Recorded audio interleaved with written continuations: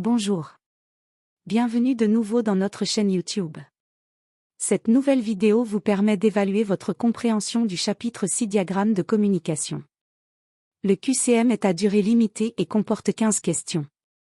Vous avez 30 secondes pour chaque question. Un compteur sur votre gauche indique le temps restant. Pour démarrer le questionnaire, cliquez sur Commencer.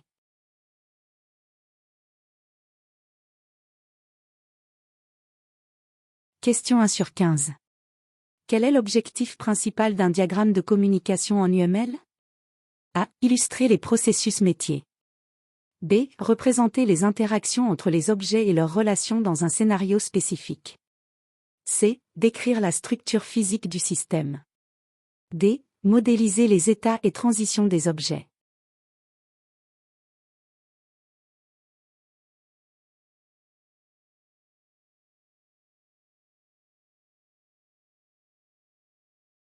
Question 2 sur 15. Dans un diagramme de communication, comment les messages sont-ils représentés? A. Par des flèches orientées. B. Par des cercles. C. Par des rectangles. D. Par des lignes brisées.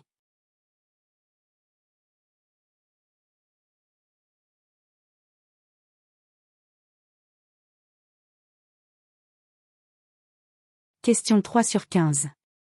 Quelle est la différence principale entre un diagramme de communication et un diagramme de séquence? A. Le diagramme de communication met l'accent sur la séquence des messages. B. Le diagramme de séquence montre les relations statiques entre les objets. C. Le diagramme de communication montre les interactions en mettant l'accent sur les relations entre les objets. D. Le diagramme de séquence illustre les processus métiers.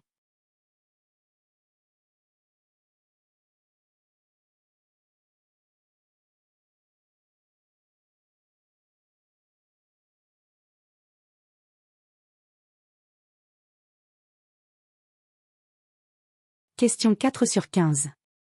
Comment les objets sont-ils généralement représentés dans un diagramme de communication? A. Par des rectangles.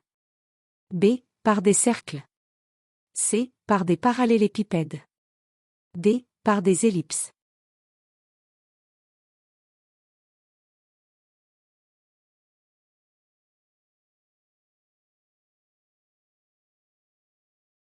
Question 5 sur 15. Quelle information est généralement incluse sur une flèche de message dans un diagramme de communication? A. L'état de l'objet.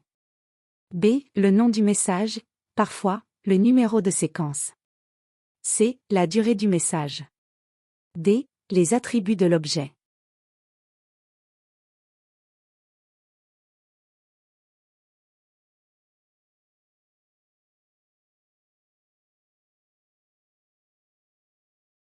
Question 6 sur 15.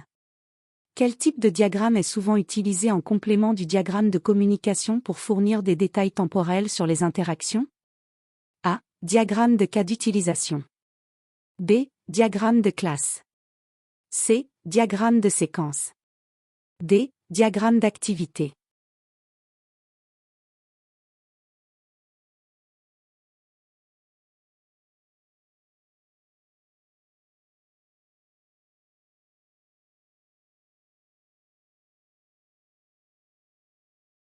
Question 7 sur 15.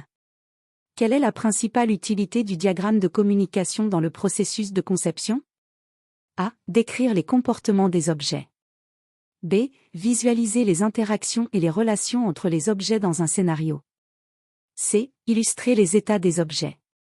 D. Modéliser les processus métiers.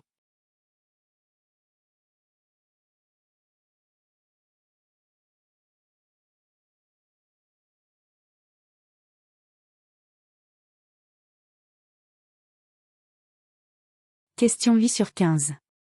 Quel élément est généralement absent dans un diagramme de communication mais présent dans un diagramme de séquence? A. Les objets. B. Les messages.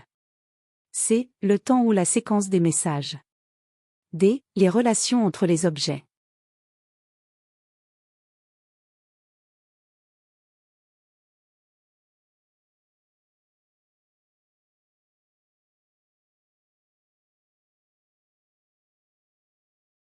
Question 9 sur 15. Quel type de diagramme est le plus approprié pour représenter un scénario complexe avec de nombreux objets interagissant?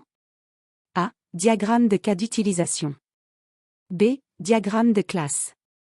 C. Diagramme de communication. D. Diagramme d'état.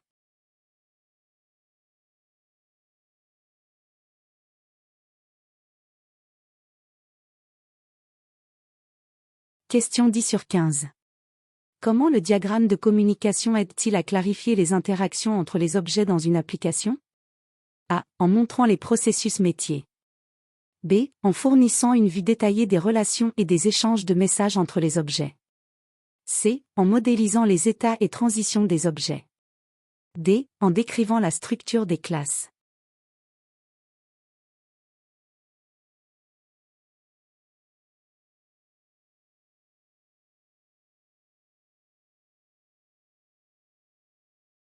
Question 11 sur 15. Dans quel scénario un diagramme de communication est particulièrement utile pour les équipes de développement logiciel? A. Lors de la modélisation des processus de gestion de projet. B. Lors de la création d'une vue d'ensemble de l'architecture système. C. Lors de l'analyse détaillée de l'interaction entre les objets pour un cas d'utilisation complexe. D. Lors de la définition des états et transitions des objets.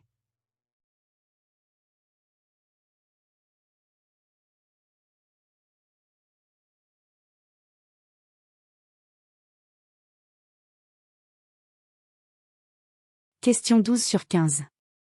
Quel est l'avantage principal du diagramme de communication pour les équipes de développement lors de la phase de conception? A. Il décrit les processus de gestion de projet. B. Il permet de visualiser et de comprendre les interactions entre les objets de manière visuelle et intuitive. C. Il modélise les processus de déploiement. D. Il montre les états des objets.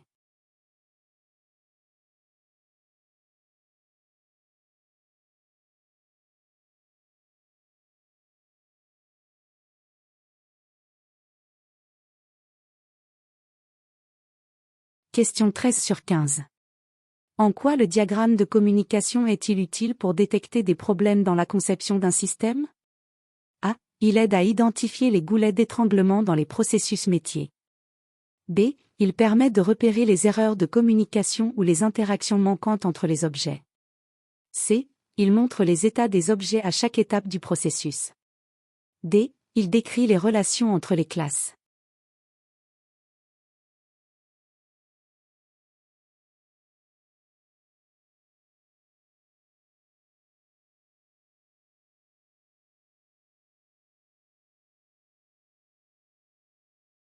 Question 14 sur 15. Comment le diagramme de communication peut-il améliorer la documentation technique d'un projet logiciel? A. En montrant les processus de déploiement. B. En fournissant une vue structurée des interactions entre les objets, facilitant la compréhension et la maintenance. C. En modélisant les états et transitions des objets. D. En décrivant les processus métiers.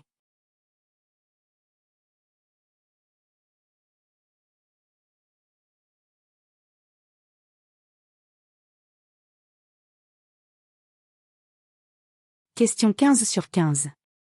Comment le diagramme de communication contribue-t-il à la gestion des exigences dans un projet logiciel? A. En modélisant les processus de gestion des exigences. B. En illustrant comment les exigences sont réalisées par les interactions entre les objets. C. En décrivant les états des objets en fonction des exigences. D. En montrant les relations entre les classes et les attributs.